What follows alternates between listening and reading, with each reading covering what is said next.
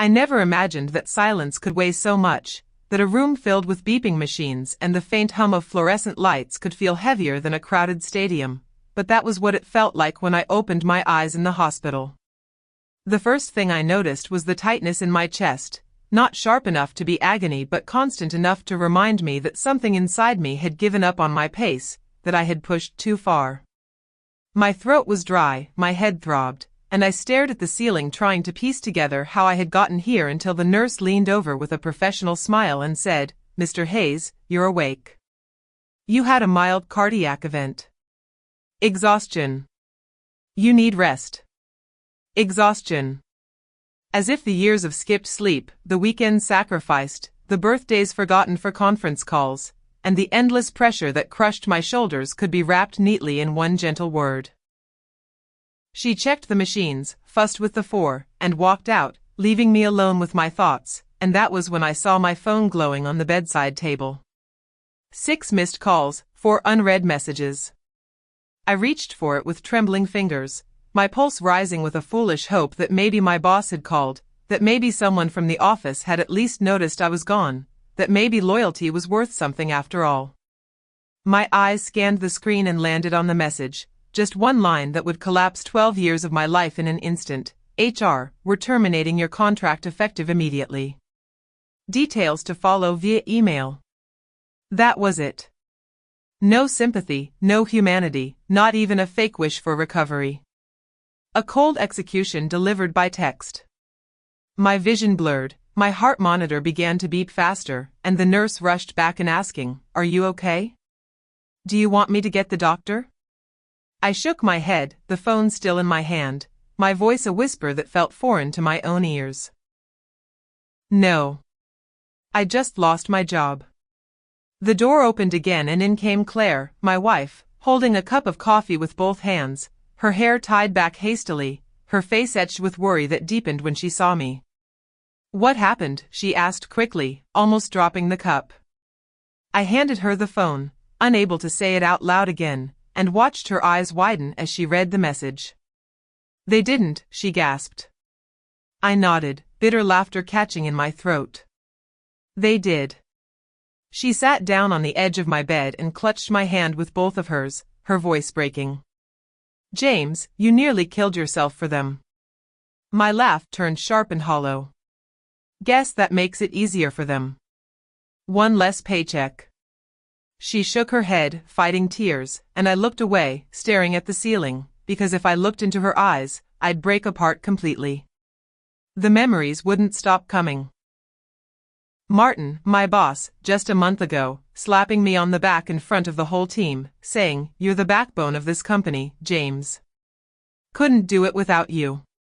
Nights where the office was empty except for me, the glow of the monitors painting my face, the reflection of a tired man staring back at me from the glass walls as I whispered to myself, "Just one more report, just one more deadline." The vacation Claire begged me to take, the one I cancelled at the last minute because Martin called and said, "You're the only one I trust with this." The birthdays I missed, the promises broken, the late-night dinners eaten from a vending machine because I thought it was worth it. I thought loyalty mattered. I thought I was building something. But in the end, I was nothing more than an expendable name in an HR database.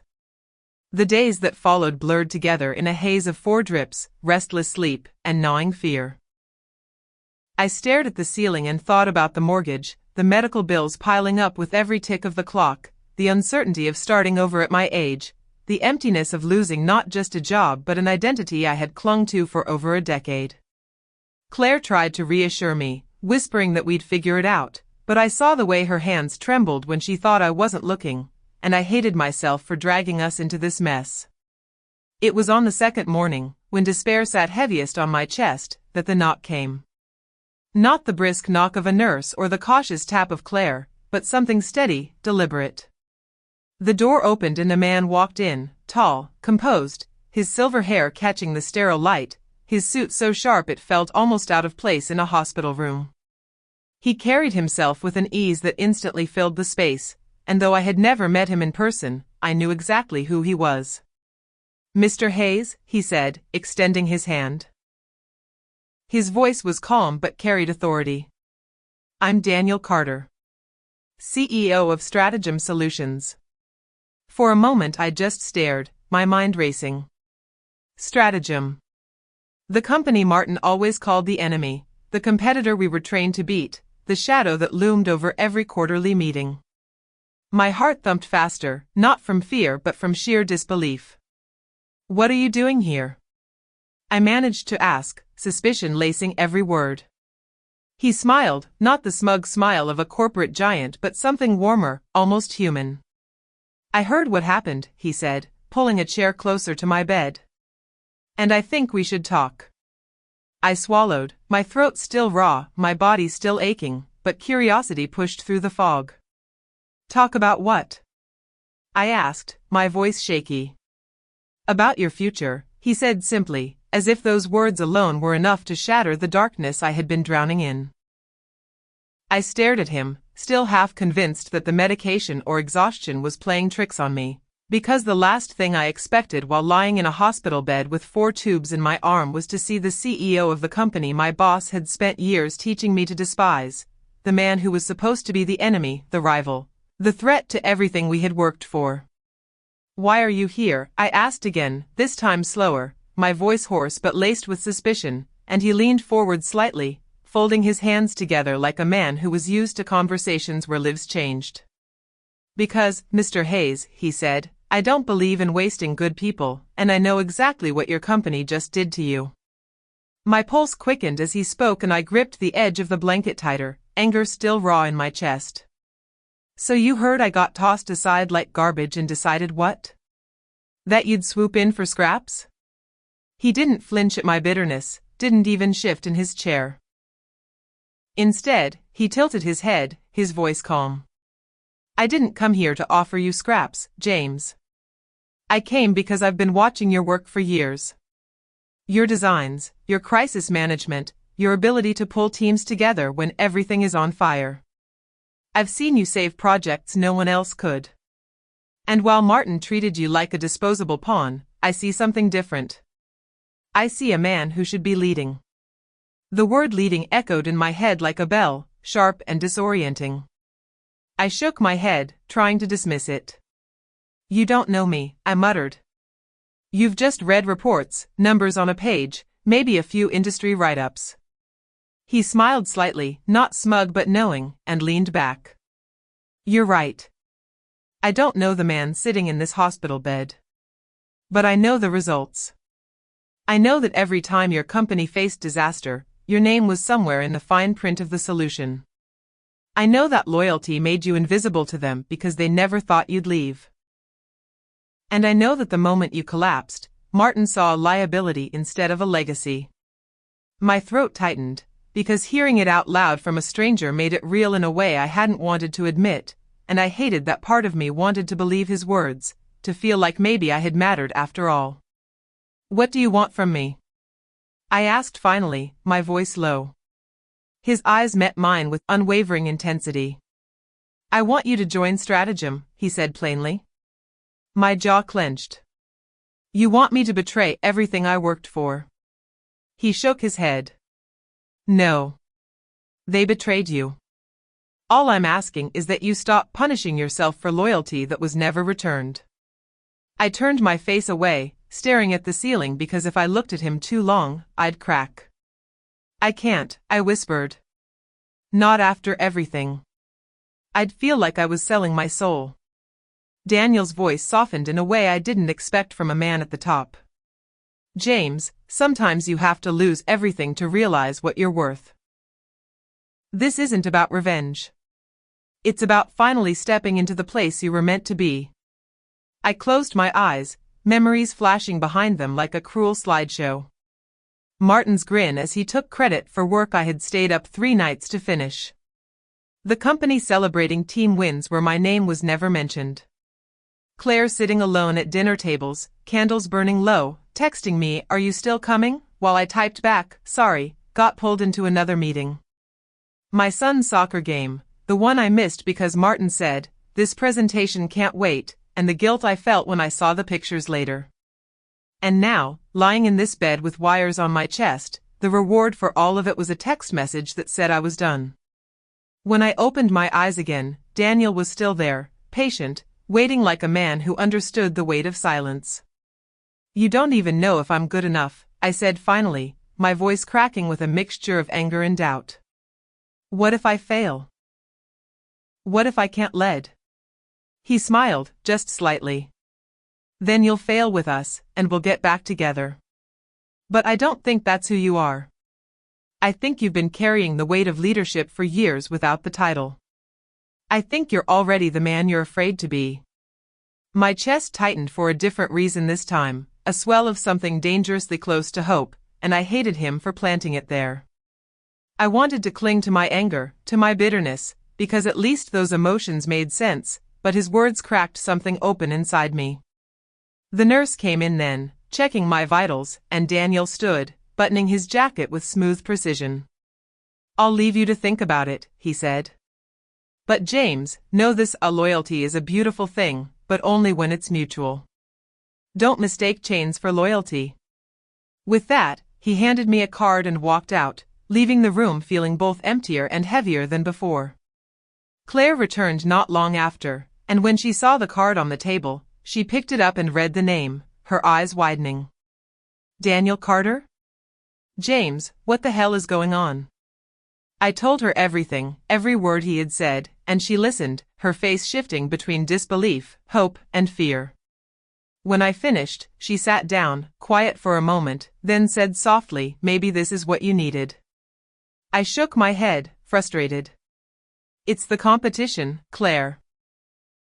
I can't just switch sides like that. It feels wrong." She squeezed my hand. "What feels wrong is killing yourself for people who didn't even care if you lived. What feels wrong is watching you break year after year and calling it normal. James, maybe this is your second chance." That night I lay awake staring at the ceiling, Daniel's words looping in my head, Claire's voice echoing in my heart. I thought of my children, of the example I had been setting, that loyalty meant letting yourself be destroyed, and wondered if that was what I wanted them to learn. The anger was still there, but underneath it, something else was starting to take root. The terrifying possibility that maybe, just maybe, losing everything was the only way to finally be free. The next morning I woke to the sound of my phone buzzing again, and for a split second my stomach clenched, thinking maybe it was another cold message, another reminder of how disposable I had become, but this time it was an email from Martin himself, short and smug like always, and I swear I could hear his voice as I read it. "James, I hope you understand the decision was purely business. Take care of your health. Regards." Regards. That was it. 12 years condensed into one word at the bottom of an email, and I almost ripped the 4 out of my arm in anger because the audacity of him pretending it was business when I knew damn well it was easier for him to cut me loose than to admit he had overworked me into the hospital made me sick. Claire walked in with fresh clothes for me, and when she saw my expression she asked softly, "Was it him?" I handed her the phone and she read it, her face tightening. "Business? James, he doesn't even know what the word means." I laughed bitterly. "Oh, he knows. He just knows it means stepping on anyone in his way." The rest of the day was a blur of doctors checking my blood pressure, nurses reminding me to rest, but all I could think about was Daniel's visit, his words digging deeper every time I tried to ignore them. What if he was right? What if I had been leading without the title all along? What if I really was more than Martin's shadow? But with that thought came the fear, what if I wasn't? What if I joined stratagem, took the leap, and failed spectacularly? I'd be proving Martin right, proving I was nothing without him. That night I couldn't sleep. I stared at the ceiling again, whispering to myself like a prayer, who am I if I'm not theirs? 2 days later I was discharged. Claire drove us home in silence, her hand on mine at every red light, and I tried to pretend the house didn't feel smaller now that the illusion of security was gone. My kids greeted me with hugs that nearly broke me, their voices full of worry as they asked, "Daddy, are you okay?" And I smiled and lied, "I'm fine," even though my chest still ached with more than just the aftershocks of a cardiac scare. That night, after they were asleep, I sat in the living room staring at Daniel's card on the coffee table. The name seemed to glow in the dim lamplight, like temptation itself, and Claire sat beside me, quiet until finally she said, "Call him." I shook my head. "I can't." She turned to me, her eyes fierce. "You can. You just don't want to admit you deserve better." I rubbed my face with both hands, groaning. What if I let them down? What if I can't do what he thinks I can? She leaned closer, her voice firm. Then you'll try. And that's more than you'll ever get where you were. I held the card until midnight, my thumb running over the raised letters of his name, and finally I gave in, dialing the number before I could talk myself out of it. It rang once, twice, then his voice came through, steady and awake as if he'd been expecting me. "James," he said, not even a question, just certainty. My throat tightened. "You said we should talk." He didn't hesitate. "Tomorrow morning. My office. 10 o'clock. I almost laughed at the boldness, but instead I said, "I'll be there," before hanging up, my heart racing like I was about to betray someone, though I wasn't sure if it was Martin, the company, or just the version of myself that had been chained to them for too long. The next morning I stood in front of Stratagem's glass building, my reflection staring back at me in the pristine windows, and I felt small, like an imposter sneaking into a world I didn't belong to. But the receptionist greeted me like I mattered, like they had been waiting just for me, and within minutes I was escorted to Daniel's office, a vast space overlooking the city, sunlight pouring in as if even the world outside bent toward him. He rose from behind his desk, shaking my hand firmly. "James. I'm glad you came." I sat, nerves crawling under my skin. "I don't know what you want me for," I admitted, my voice unsteady. He smiled slightly. "I want you to build." I frowned. "Build what?" He leaned forward, his voice lowering like he was sharing a secret. "A new division. Something I've been planning but waiting for the right person to lead. You've managed teams, saved projects, carried entire departments on your shoulders without credit. I want to give you the reins, the authority, the resources. No more shadows." The words hit me like a wave, but fear rose just as quickly. "And if I fail?" I asked. His gaze didn't waver. "Then you'll fail forward, but I don't think you will. You've been playing small for too long." I swallowed hard, my palms sweating. "This feels like betrayal." Daniel shook his head. "Betrayal is when you abandon someone who stood by you. That's what Martin did. This is survival. And survival is nothing to be ashamed of." I left the building with my head spinning, the offer hanging in the air like a dare I wasn't sure I had the courage to accept. That night Martin called me for the first time since the hospital, his voice oily through the speaker. "James, I heard you've been talking to Carter," he said. I froze, my chest tightening. "How do you know that?" He chuckled. "I have my sources. Look, I know you're upset, but don't make a mistake you'll regret. Stratagem chews people up. You think Carter cares about you? He'll use you and toss you aside the moment you're not useful. Don't kid yourself, James. You're not a leader. You're a workhorse. And workhorses belong in the stable." His words cut deep, each one dragging me back to the place of chains and shadows, and when he hung up without waiting for my response I sat in the dark, shaking, because part of me still believed him. Claire came in, saw me sitting with the phone limp in my hand, and asked softly, "What did he say?" I told her every word, and she clenched her fists, anger blazing in her eyes. "He's afraid. He knows what you're capable of, and he's terrified of losing control. Don't let his voice live in your head rent-free, James. Don't let him define you." But that night his words echoed louder than hers, louder than Daniel's, louder than my own, and I lay awake fighting a battle inside me between the man who believed he was nothing and the man who dared to think he could be more. The days that followed were a storm inside my head, every voice competing to be the loudest, Daniel's calm assurance telling me I had been a leader all along, Claire's fierce belief that I deserved better, and Martin's venomous words digging in like hooks, whispering that I was nothing but a workhorse who would be chewed up the moment I tried to step out of line.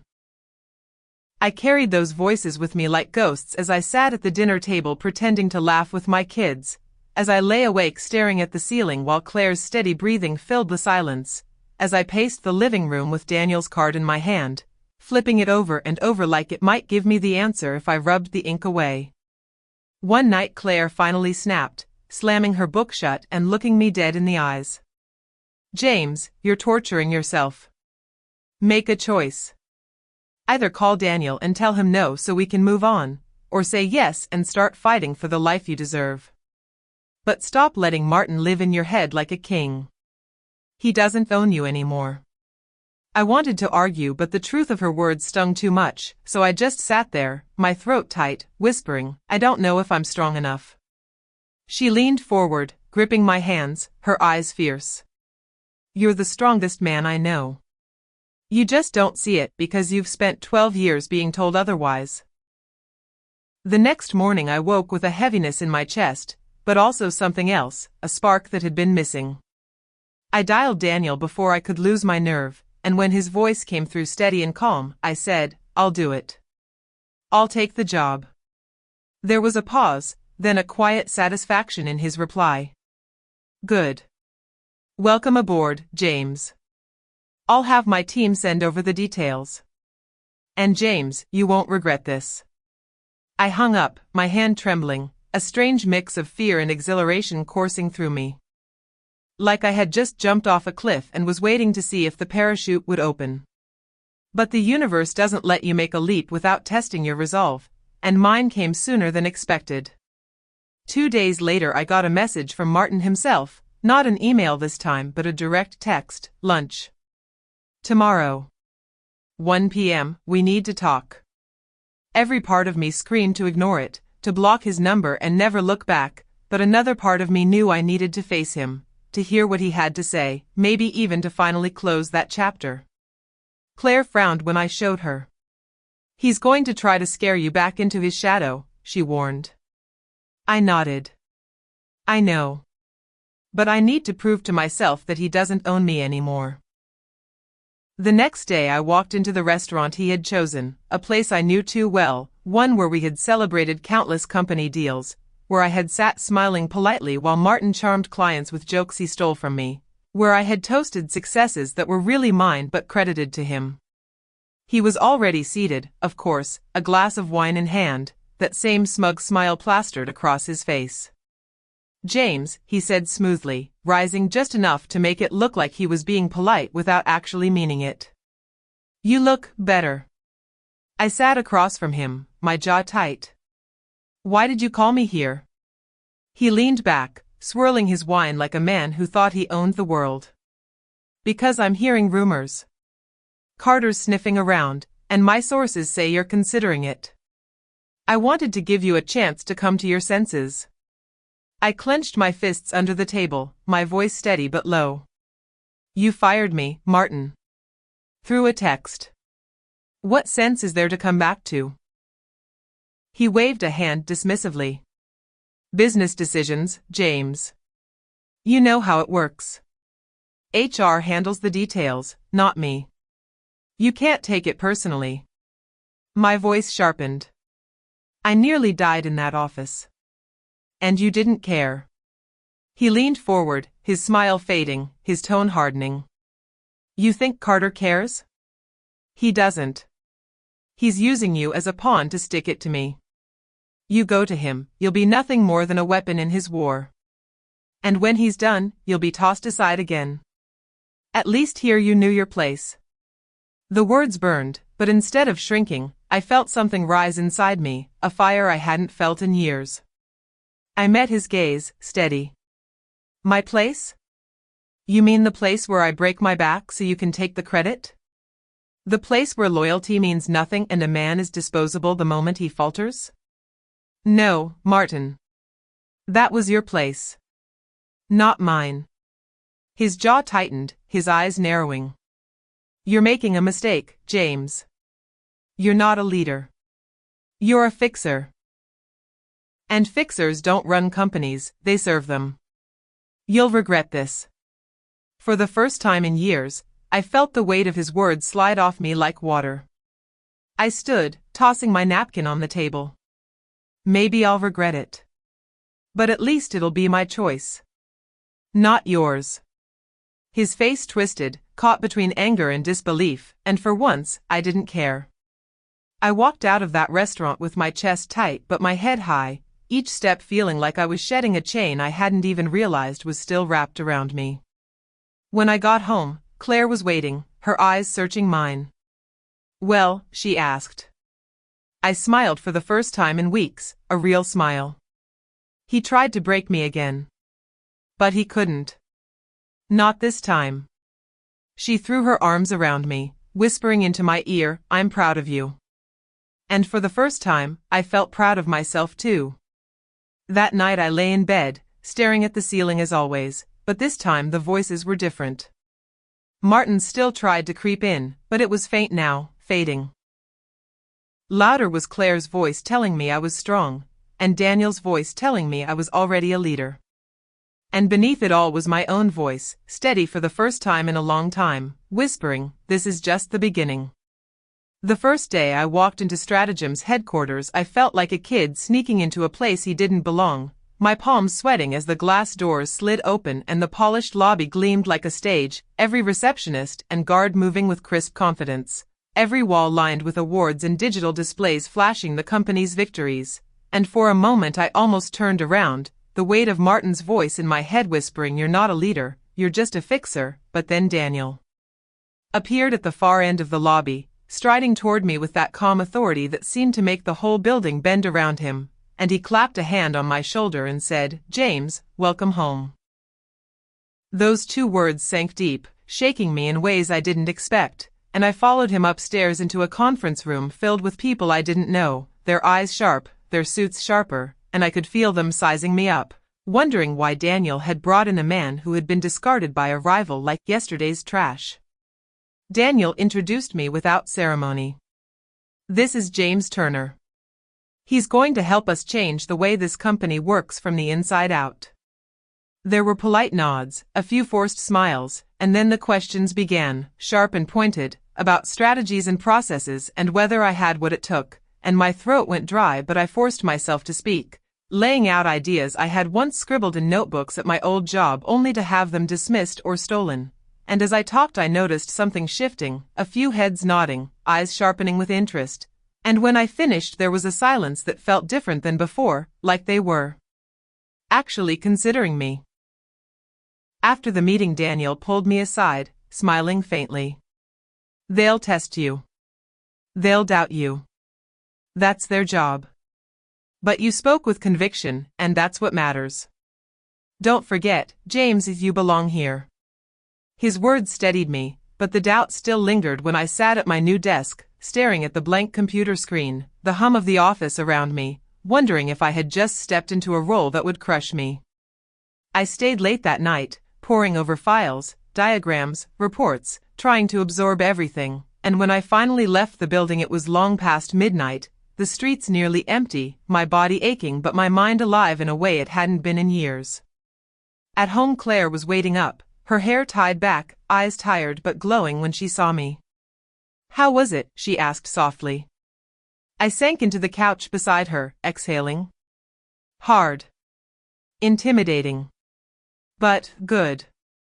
I think I can do this." She smiled and kissed my cheek. "You don't just think. You know. And I know too." Those words carried me through the weeks that followed, weeks where I was tested daily, thrown into meetings where numbers blurred together and strategies twisted into knots, where sharp voices cut across the table challenging every suggestion I made. Sometimes I faltered, stumbling through answers. Sometimes I walked out of rooms feeling like a fraud who had been given a seat he didn't deserve, but every time I returned home Claire's steady belief in me stitched the cracks back together. And then came the first real test, a project that had been stalled for months, a partnership deal with an overseas firm that had hit wall after wall. Daniel handed me the file one evening, his eyes steady. Take this, James. I want you to lead it. My heart pounded. Me? But there are senior managers, he cut me off with a calm shake of his head. I chose you. Don't question it. Prove me right. The days that followed were a blur of late nights, endless calls, cultural misunderstandings, and negotiations that seemed ready to collapse at any moment. The team assigned to me was wary, some outright skeptical, but I pushed forward, listening more than I spoke, drawing on lessons I had learned the hard way at my old job, treating people as allies instead of subordinates. Slowly, grudgingly, walls began to lower, and when one of the toughest roadblocks finally crumbled after weeks of persistence, I saw the flicker of respect in their eyes. The deal closed a month later, signed and sealed with smiles and handshakes, and when the news broke, Stratagem stock ticked upward, a visible sign of success. That evening Daniel called me into his office, no smile this time, just a quiet nod. You did it. I swallowed hard. We did it. The team did it. He leaned forward, his eyes sharp. That's why you'll succeed here. You understand it's not about one man's glory. Remember that. Always. For the first time in years I felt not like a cog in a machine, not like a fixer cleaning up someone else's mess, but like a leader standing on his own 2 feet. Of course, shadows don't disappear so easily. One night as I left the building, my phone buzzed, and when I checked it my stomach dropped. A message from Martin. Just 3 words, enjoy it now. My chest tightened, the old fear clawing its way back, but I didn't reply, not this time. Instead I slipped the phone back into my pocket and kept walking, the city lights blurring around me, reminding myself that his words only had power if I let them. When I got home Claire noticed the tension in my shoulders and asked softly, him again? I nodded. She cupped my face in her hands, her eyes fierce. He can't touch you anymore. He's trying because he's scared. Don't let him steal your peace. I kissed her forehead, whispering, I'm trying. And I meant it. The weeks rolled on, and with each small victory my confidence grew, but so did the whispers. I heard them in the hallways, caught fragments of conversations, Stratagem moving faster, smarter, taking deals from under Martin's nose, rumors that he was furious, that he was scrambling to patch the leaks. And deep down, though I wouldn't admit it to anyone, there was a satisfaction I couldn't shake, a sense that fate was finally tilting in my favor. One evening Daniel invited me to dinner at his home, a sprawling place on the outskirts of the city, quiet and warm compared to the sharp lines of the office. Over wine he asked me a question that made my chest tighten. James, do you know why I brought you here? I hesitated, unsure. Because you needed someone to help? He shook his head. Because I saw myself in you. Years ago, I was under someone like Martin. I know what it's like to give your soul to a man who only sees you as a tool. I know the scars it leaves. And I know how dangerous it can be to let those scars decide your future. That's why I chose you. Not because you were broken, but because you survived. And survivors make the best leaders. I sat in silence, his words washing over me, and for the first time I began to believe that maybe, just maybe, I was more than what Martin had said I was. That maybe I could become something greater. Success, I learned, never comes without a price, and mine came in the form of Martin's shadow growing darker with every step I took forward, the whispers turning sharper, the rumors heavier, until one morning Daniel dropped a newspaper on my desk, the front page screaming with an article about corporate sabotage, leaked documents, and a conveniently unnamed former employee who had supposedly stolen strategies and handed them to Stratagem, the implication clear even though my name wasn't. Written in black and white. My chest burned as I read it, the words twisting like knives, and I looked up at Daniel, my throat dry. He's coming for me. Daniel's face was calm, almost too calm. Let him. The louder he shouts, the more desperate he looks. We'll handle it. But I couldn't shake the fear gnawing at me, the thought of my kids hearing whispers at school, of Claire's colleagues raising eyebrows, of neighbors wondering if the man next door was some kind of thief. That night at home I slammed the paper on the table, my voice shaking. He's not just attacking me at work, Claire. He's trying to poison everything. She read the headline quietly, then folded the paper with deliberate calm and set it aside. James, listen to me. People who matter know the truth. And people who don't, they'll forget in a week. He's trying to drag you into the mud. Don't go down there with him. I wanted to believe her, I really did, but Martin's voice in my head was louder than hers that night, whispering how easily reputations could be ruined, how quickly trust could shatter. The next day I walked into the office to find hushed conversations and sidelong glances. Some avoided me, others offered tight smiles, but one man, a senior manager named Harris, stopped me in the hallway, his expression sharp. Tell me something, James. Did you really bring Carter those files from your old place? His tone wasn't accusing, not exactly, but it cut deep all the same. I met his gaze, steady. No. Everything I've done here, I built with this team. Martin's scared, so he's throwing mud. That's all. Harris studied me for a long moment, then nodded slowly. Then prove him wrong. Results speak louder than rumors. Those words became my anchor. Prove him wrong. So I worked harder, stayed later, poured myself into every project until exhaustion gnawed at my bones. And slowly, results began to pile up, wins that couldn't be denied. Yet the war wasn't only mine, stratagem was climbing while Martin's empire began to wobble, deals slipping through his fingers, clients whispering about leadership instability, investors growing restless. I should have felt satisfied, but instead I felt a strange unease, like standing in the eye of a storm knowing the real winds hadn't hit yet. And then came the phone call that made my blood run cold. I was in my office, papers scattered across the desk, when my phone buzzed with an unknown number. Against my better judgment I answered, and the voice on the other end made my stomach clench. Enjoying my company's hand-me-downs? Martin's tone was smooth but dripping venom. I clenched my jaw. I don't have time for this. He chuckled. Oh, you'll make time. Because if you think I'm going to sit back while you and Carter steal everything I built, you're dumber than I thought. I made you, James. Every win you've had, every skill you think is yours, I taught you. Without me, you're nothing. And I'm going to prove it. I hung up before I could say anything more, my hands shaking, and sat there staring at the wall, Martin's words echoing like poison. That night I couldn't hide it from Claire. I told her everything, the article, the phone call, the threat wrapped in arrogance. She listened quietly, then took my hands in hers. James, he's unraveling. You hear me? That's not a man in control. That's a man terrified of losing it. And he should be terrified. Because you've already beaten him in ways he can't admit. Don't let his voice drown out the truth. I held on to her words like a lifeline, but sleep didn't come easy, every creak in the house making me jolt awake, every dream filled with Martin's sneer. The next morning Daniel called me into his office, his tone unusually serious. Martin's not just playing with the press anymore. He's moving money, pulling strings, trying to squeeze us through back channels. We're going to need to fight harder, smarter.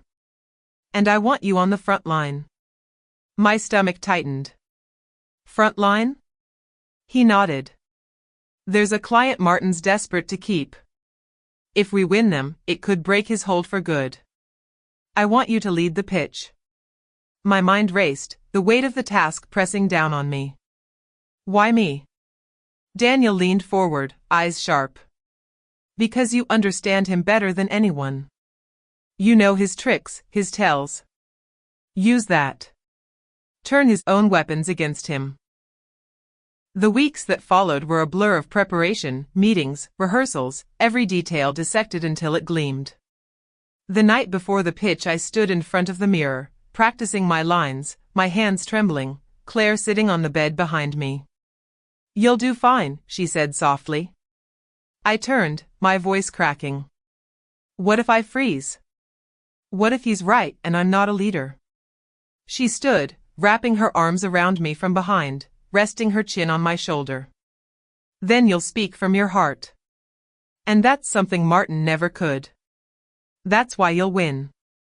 The next day the room was a battlefield, the client's panel seated across the polished table, Daniel to my left, and to my right, Martin himself, smirking like a man who already owned the outcome. My throat went dry, but I forced myself to breathe, to remember Claire's words, and when it was my turn I stood and spoke. Not just about numbers or strategies, but about people, about vision, about resilience.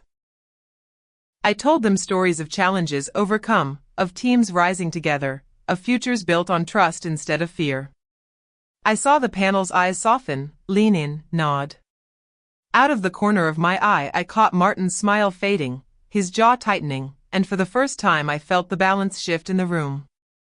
When it was over and the clients left to deliberate, Martin leaned toward me, his voice low and venomous. You think this means anything? Even if you win this deal, you'll always be the man who betrayed me.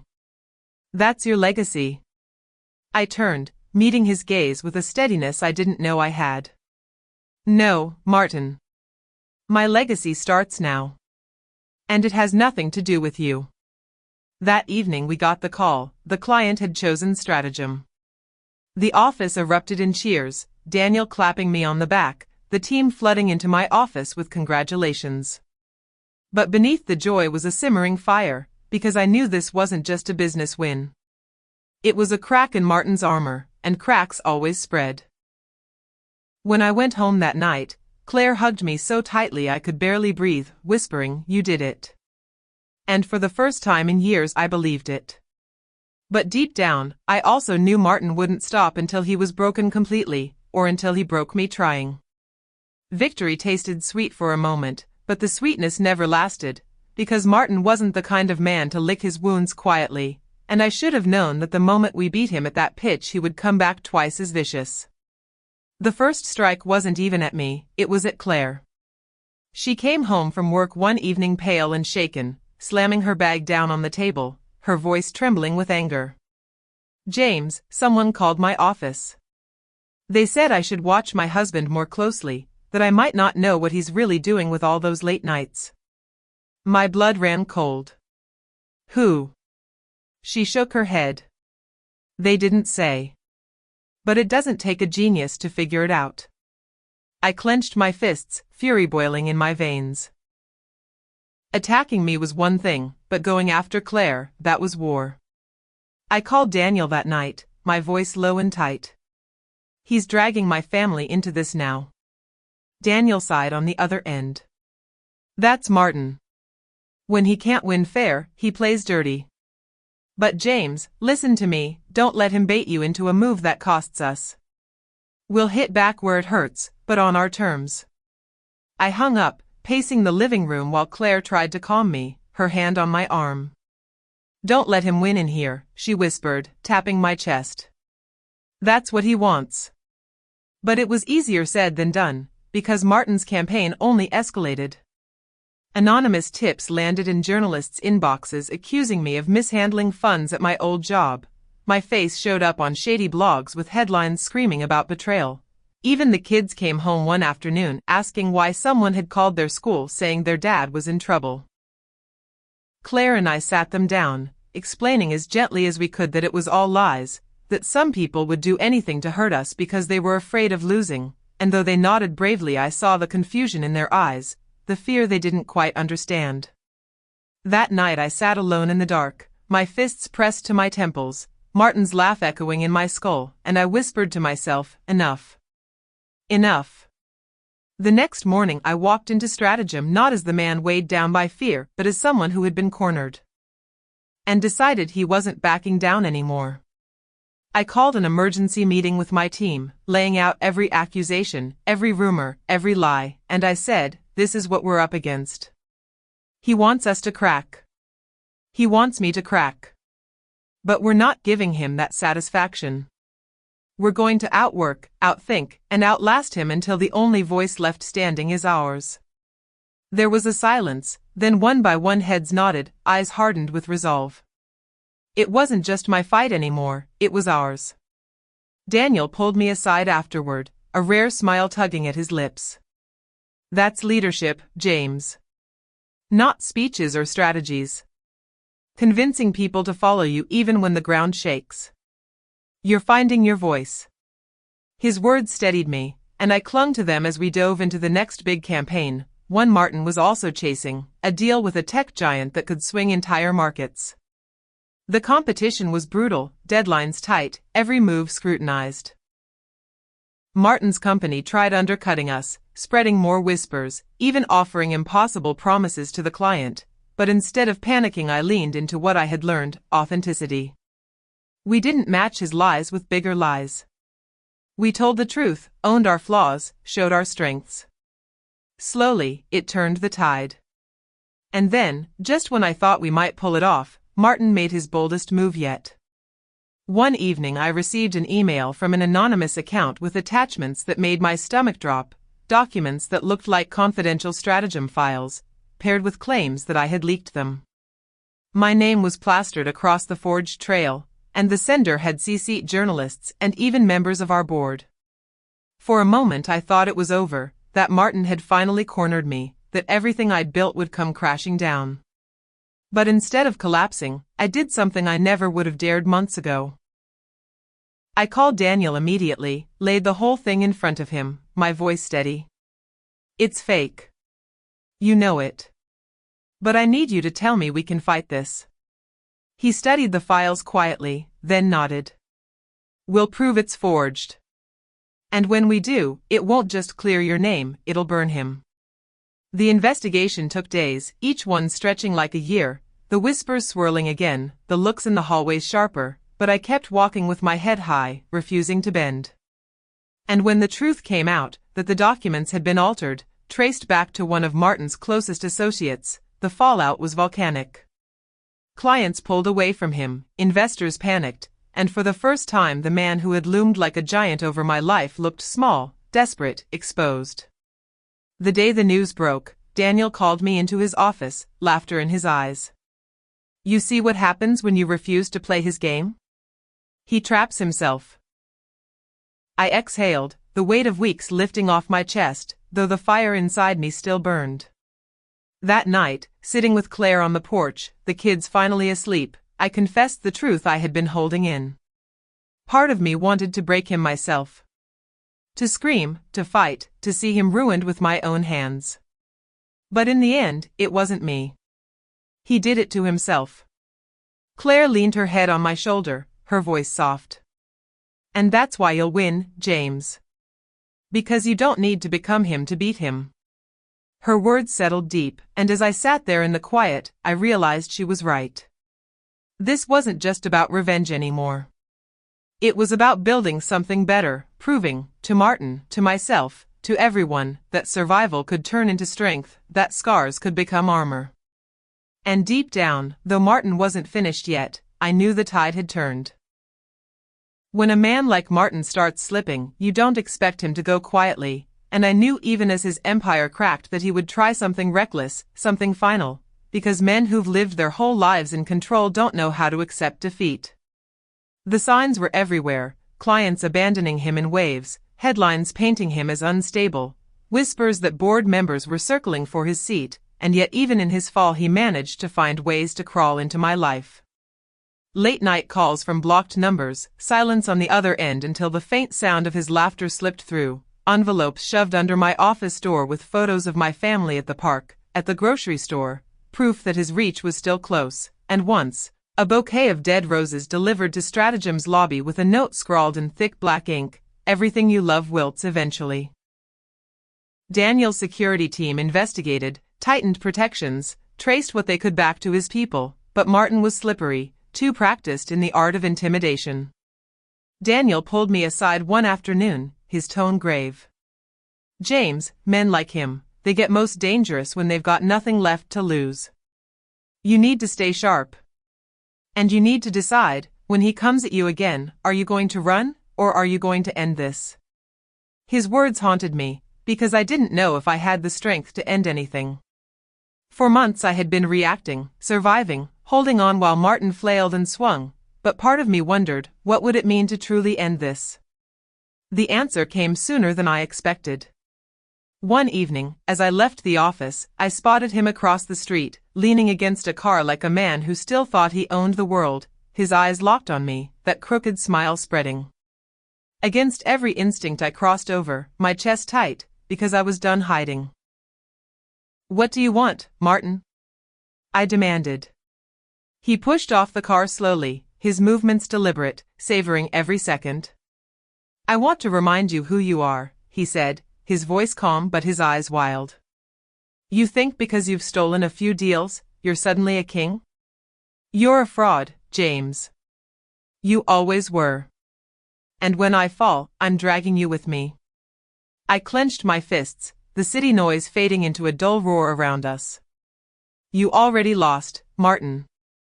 Not because I stole anything, but because you never built anything real. You built a throne of fear, and now it's crumbling. That's on you, not me." His smile faltered, just for a second, and I saw the truth flicker behind his eyes, fear. Pure, desperate fear. He stepped closer, his voice lowering. "You think you've won? This isn't over. I still have friends, leverage. You'll never be free of me." I took a deep breath, my voice steady though my heart pounded. "No, Martin. I'm already free. You just don't know it yet." I turned and walked away, every step heavier than the last, waiting for him to shout, to follow, to grab my arm, but he didn't. He just stood there, the sound of his laughter chasing me down the street, brittle and cracked. The next week the news broke, Martin had been forced out of his company, the board cutting ties, his reputation in tatters. Some said he fled the country, others that he was holed up somewhere nursing grudges, but for me, the war was finally over. When the headline flashed on my screen I sat in silence, my chest heaving, Claire stepping into the room to find me pale and still. She touched my shoulder gently. "It's done?" I nodded, my throat tight. "It's done." And in that moment, for the first time in what felt like forever, I felt the weight lift. But the real victory wasn't in his downfall, it was in what came after. Weeks later, standing before my team as we celebrated a year of growth, I looked around the room at faces filled with pride and hope, and I realized this was my legacy. Not Martin's shadow, not the scars he left, but the strength I had found by surviving him, the family that had stood by me, the people who believed in me not because I broke them but because I lifted them. One night, sitting on the porch with Claire as the kids slept, she asked quietly, "Do you ever think about him?" I stared at the stars, the cool air brushing my skin, and whispered, "Yes. But not the way I used to. He's not my nightmare anymore. He's just a lesson. A reminder of who I'll never be." She squeezed my hand, her eyes soft. "Then you've truly won." And as I sat there, listening to the quiet night, I finally believed it. The silence after Martin's collapse was almost louder than his presence had ever been. For months I had lived with him in my head, his voice echoing in my thoughts, his threats poisoning every quiet moment, and when it all ended I expected celebration, fireworks, some grand sense of triumph, but what I felt was emptiness. Like a storm that had finally passed, leaving behind broken branches and debris, but also a sky so quiet it felt alien. I didn't know what to do with the space his absence left inside me. In those first weeks, I would wake in the middle of the night, my chest tight, half convinced I'd see him standing at the end of the bed with that smile, but there was nothing but shadows and the sound of Claire's steady breathing. She always sensed when I was awake. "Nightmare," she'd whisper, and I'd nod, pressing my forehead against hers until the panic faded. It took time, so much time, before the nightmares stopped feeling like reality. Daniel checked in more often than I expected a CEO would. He'd pop his head into my office with a grin. "How's the kingdom today, James?" he'd joke, and I'd roll my eyes but smile anyway. He had become more than a boss, he was a mentor, a friend, someone who had believed in me when I had been broken. One evening over drinks he admitted, "When I first heard about what they did to you, firing you in that hospital bed, it made me angry. But what made me respect you was how you didn't let it define you. You rebuilt. His words stuck with me, because I hadn't seen it that way. To me it felt like stumbling through fire, not rebuilding with purpose. But maybe survival itself was rebuilding. At home, life slowly began to feel normal again. Claire laughed more, the lines of worry easing from her face. The kids loved visiting my new office, racing down the hallways, marveling at the glass walls and the view of the city.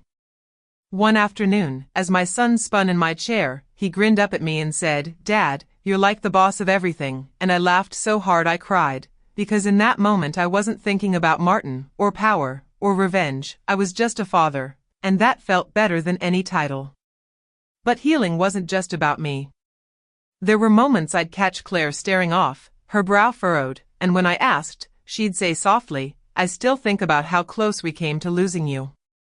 That night at the hospital. I thought, she couldn't finish, tears slipping down her cheeks, and I held her, whispering, "I'm here. I'm not going anywhere." It hit me then that my collapse, my firing, my war with Martin, it hadn't just scarred me. It had scarred her too. Healing meant both of us learning to live again without fear.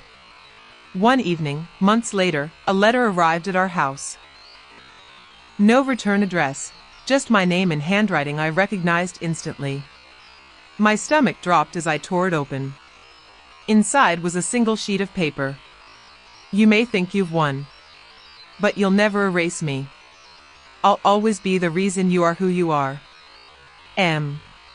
My first instinct was panic, the old fear surging back, but then I read it again and again until the fear turned into something else, pity. He was right in one way, he had shaped me. But not in the way he thought. He had been my trial by fire, and without him I might never have discovered the strength I carried, the family I nearly lost, the life I truly wanted. I folded the letter and burned it in the fireplace while Claire watched silently, the flames devouring the last shadow of his power. "It's over," I told her, and this time, I believed it. At Stratagem, I started mentoring younger employees, the way Daniel had mentored me. I told them not just about strategy and deals but about balance, about not letting ambition cost them their health or their families.